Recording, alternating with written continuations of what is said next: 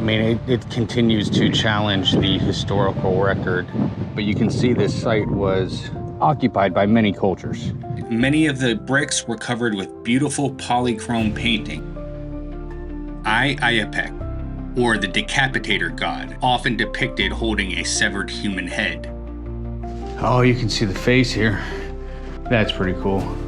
Excavations led to one of the most significant discoveries in Peruvian history. The discovery challenged the patriarchal notion that only men held high positions of status in these ancient cultures. Don't forget to hit that subscribe button if you haven't already to stay up to date with the latest videos and the newest announcements coming from the channel. And with that, let's check out this site.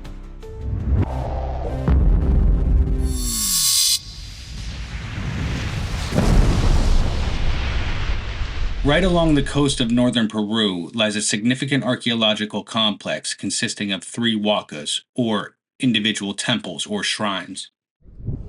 All right, so we are at the famous archaeological complex of El Brujo, right here on the coast. The complex of El Brujo, or the site of El Brujo, consists of 3 main wak'as. There's Huaca Prieta, and then Wak'a Cao. And Huaca Prieta, they've found evidence that it was dated to right before the Younger Dryas cataclysm at 12,500 BCE. But you can see this site was occupied by many cultures. And it was predominantly the Moche culture that added a lot of the murals and the constructions. So we'll just do a quick little walk through, see what we see. They've covered it up.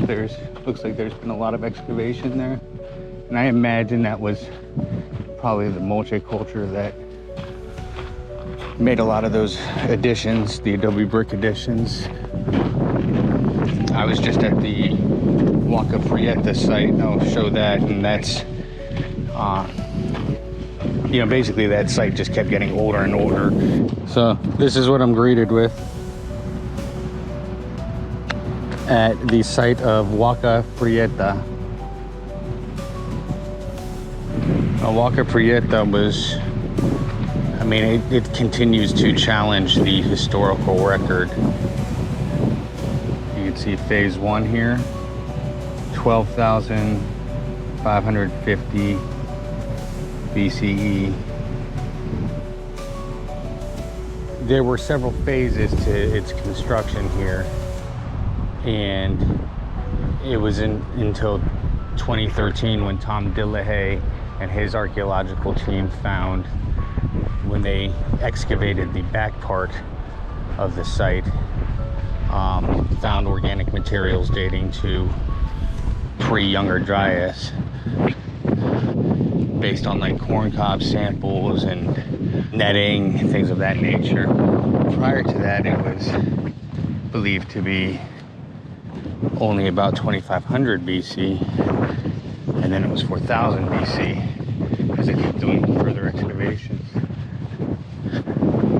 You can see in the distance over there is the El Brujo site, which I will be going to next. A lot of times either cultures would utilize the materials from prior sites to build their contemporary sites, but other times, like this site, it is believed that they honored it and didn't like pilfer their own building materials. So this was definitely the Moche culture. The modern term is Mochica, but Moche was a kind of original designation given to the culture.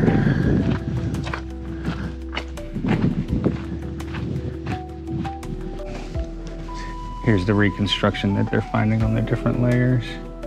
So this is clearly the captives. We're about to see that in just a second.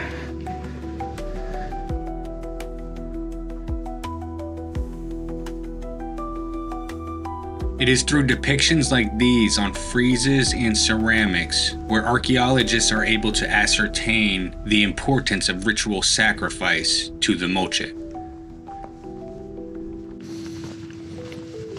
Here's like a little reconstruction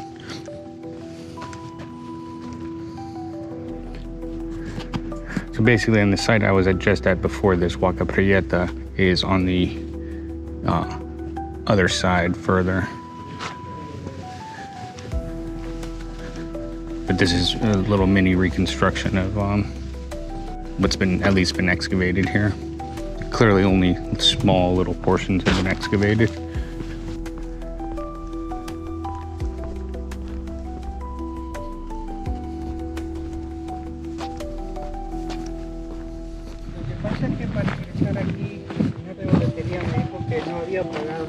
I walked by without paying by accident, so I had to go back and pay. So we'll continue, you know what, we'll go up on the right side this time.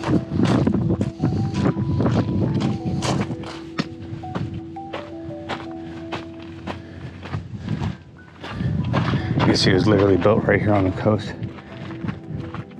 That's Huaca Cortada.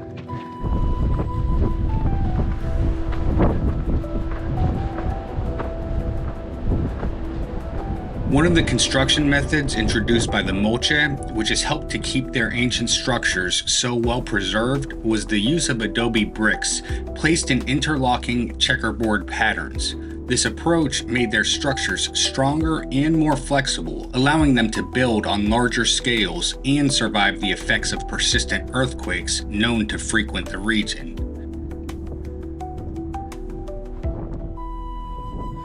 Although much has been weathered at this Huaca, when first excavated, many of the bricks were covered with beautiful polychrome painting, which we will be able to see better at Huaca Cao Viejo.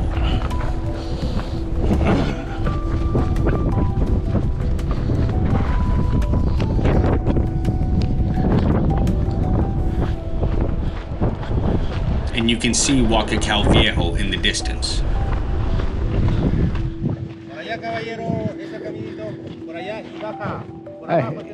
¿Y regresas aquí? Ah, ya, muy bien. Gracias. ¿Aquí? El cuartito, ya. Muchas gracias.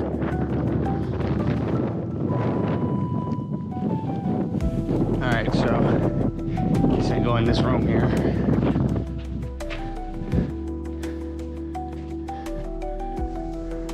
Oh, you can see the face here.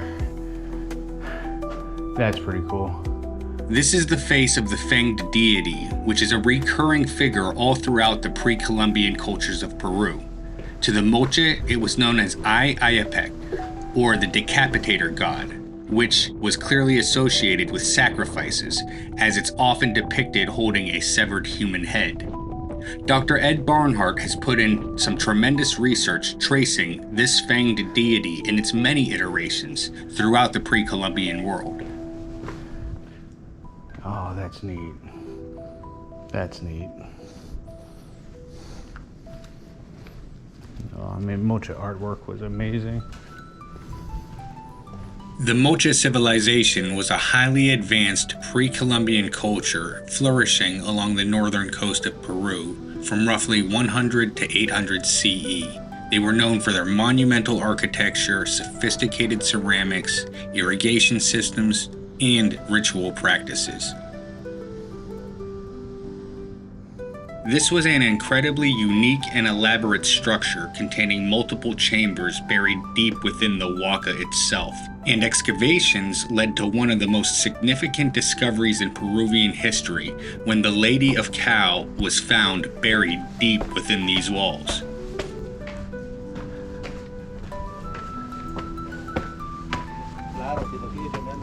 Muchas gracias.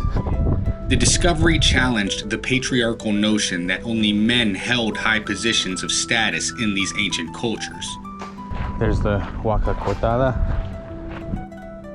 She was found adorned with tattoos on her body suggesting high priestess status, precious jewels, rich textiles, weaponry which indicated a connection to military power, and she was buried with the remains of other individuals, possibly servants or warriors, sacrificed to join her in the afterlife.